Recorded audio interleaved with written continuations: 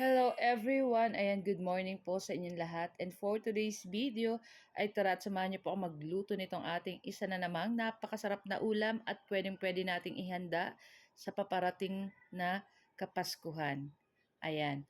So, tara na guys at samahan niyo po ako magluto and enjoy watching po. So, meron tayo ditong pork na may laman at konting taba-taba.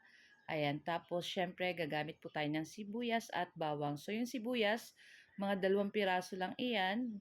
Tapos, pig-slice ko lang ng medyo maliliit. Tapos, yung bawang, isang buong ulo ng bawang nilagay natin dyan. So, in-slice lang din natin ng maliliit. Tapos, gagamit tayo ng pamintang buo. So, kulang na yung pamintang buo ko, guys. Naglagay na lang ako ng powder or pamintang durog. Ayan. Tapos, syempre, sa ating pork hamonado, hindi mawawala yung ating toyo. Ayan, napakasarap nito. Estimate nyo na lang guys yung paglagay nitong ating toyo. Dapat hindi siya super dark. So, tamang-tama lang dapat yung kulay niya. Tapos, gagamit tayo ng oyster sauce para mas masarap. Tapos, yan na nga. At meron tayo ditong maliit na lata ng pineapple slice. So, ilalagay natin yung syrup dyan. Yung ating pineapple, later na natin ilalagay pag malambot na yung karne. Ayan, pagluto na. Tapos, syempre, gagamit tayo ng isang pineapple juice.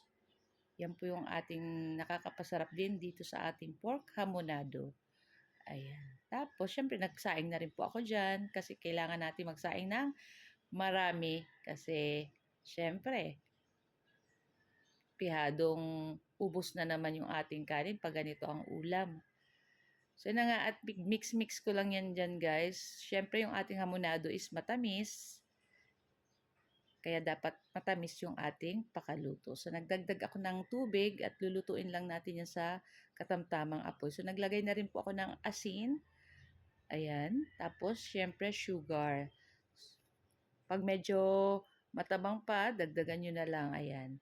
Tapos, ayan, naglagay din tayo ng isang pork cube.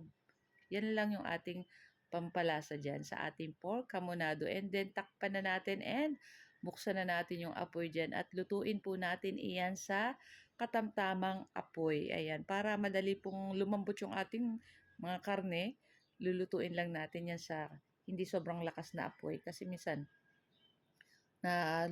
naluluto, tumitigas yung karne, tapos nawawala na kaagad yung sabaw, hindi pa luto masyado yung karne.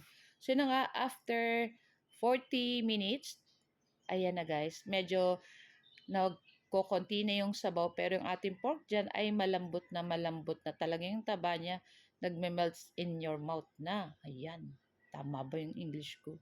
So, yun na nga, at pwede na natin din ilagay dyan yung ating pineapple slice. So, bago maubos yung sabaw, kasi masarap po talaga sa pork hamonado, may sabaw-sabaw. Ayan.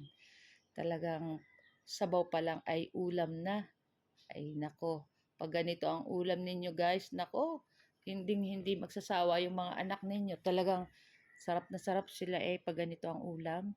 So, yan na nga. At ilagay na natin dyan yung ating pineapple slice. So, 4 na piraso yung nasa maliit na lata. Ayan. So, nasa sa inyo kung gusto nyo pandagdagan. O, diba? Super yummy nito, guys. Kaya, ito lang po ang aming video today. At sana po nag-enjoy kayo. So, guys, thank you for watching and see you next video. Ciao! Bye!